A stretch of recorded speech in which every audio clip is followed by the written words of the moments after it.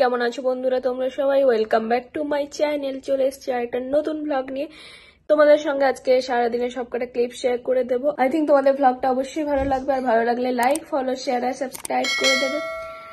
এখন একটু বেরোবো, চলো তোমাদের সঙ্গে আজকে কয়েকটা ক্লিপ শেয়ার করবো। তোমরা ব্লগটা কন্টিনিউ করো, আর অবশ্যই তোমাদের ভালো লাগবে। চলো বেরিয়ে পড়ি। আমরা এখন বেরোচ্ছি, একটা পার্কে যাব, কাছাকাছি ট্রেল পার্ক টাইপের। তো দেখা যাক, এখন বাজে 3টে মতো, আর আজকে খুব গরম, আজকে 20 মতো আছে টেম্পারেচার। আর একটু বেরিয়ে আসা যাক ঘরের মধ্যে, মানে থাকলে উইকেন্ডেতে বিশেষ করে খুব লাগে, মানে সাফোকেটেড লাগে। যাই হোক, চলো তোমাদের সঙ্গে ক্লিপসগুলো শেয়ার করে দেবো, তোমরা দেখতে থাকো ব্লগটা।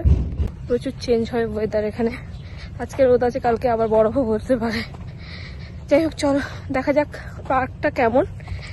ফ্রাইরিয়ার পার্ক বলে একটা পার্ক আছে, দেখা যাক কেমন পার্ক। আর ট্রেল আছে ওখানে, হ্যাঁ ওখানে একটা ট্রেল টাইপের আছে।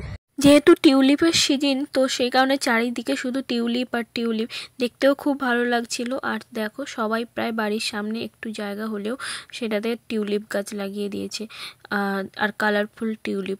আর এখানে কালো টিউলিপটা আমার বেশ ভালো লেগেছিল।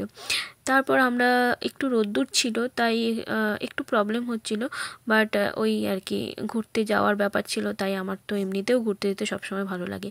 আর এখানে দেখো কি সুন্দর, গাছতলাটা একদম ফুলে ভরে গেছে, আর গাছটা তো পুরো ফুলে ভরে আছে, দেখতে খুব সুন্দর লাগছিল। আর এই বাড়িগুলো আমার খুব ভালো লাগছিল, কারণ বেশ বড়। এখানে বাড়িগুলো একটা নর্মাল সাইজ থাকে, তো মোটামুটি এগুলো দেখলাম তাদের থেকে অনেকটাই বড়। তারপর গল্প করতে করতে চলে এলাম আমরা প্রেয়ারি পার্কে, আর এটাকে রোটারি পার্কও অনেকে বলে। যাই হোক, এই জায়গাটা মানে খুব বেশি কিছু দেখার ছিল না, বাট মানে চারপাশটা খুব সুন্দর ছিল, একটা বেশ জলাশয় টাইপের ছিল।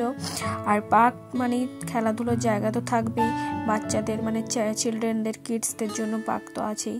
প্লাস এই কয়েকটা ফাউন্টেন এই জলের মধ্যে ছিল, আর বেশ বড় একটা খোলামেলা জায়গা ছিল, ব্যাস এটুকুনি। আর অনেক হাঁস ফাঁস এখানে ঘুরে বেড়ায়, ডাক গুজ সবটাই এখানে থাকে, এটুকুনি ছিল মোটামুটি। বাট ভিউটা খুব ভালো লাগছিল। আর বিকেলের দিকে গেলে এই গরমের সময় এমনিতেও বেশ একটা রিফ্রেশমেন্ট ছিল, যেহেতু শিকাগোতে মোটামুটি ঠান্ডাটা বেশিই থাকে। তো এই সামারের সময় টময় হলে বিকেলের দিকে সবাই মোটামুটি পার্কে যায়, আর অনেকটা ভিড়ও থাকে।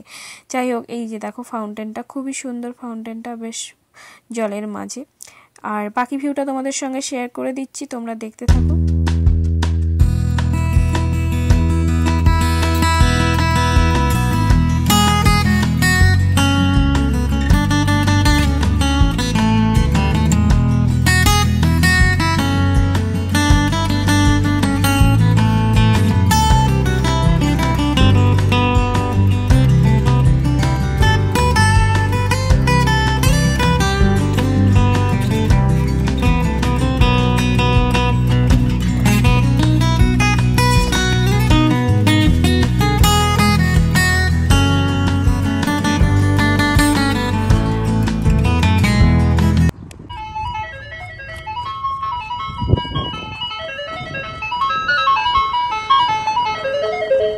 এই যে শব্দটা শুনলে তোমরা, এটা হলো আইসক্রিমের গাড়ি। যাই হোক, এখানকার আইসক্রিমের গাড়িগুলো এরকম হয়। তারপর আমরা চলে গিয়েছিলাম একটু টুকটাক জিনিস কেনার জন্য ইন্ডিয়ান স্টোরে। তারপর বাড়ি ফিরে এসে আমরা বানালাম আলু কাবলি, একদম দেশি স্টাইলে আলু কাবলি বানিয়েছিলাম। দেখতেই পাচ্ছ কি সুন্দর লাগছে দেখতে, আর খেতেও ঠিক ততটাই ভালো ছিল।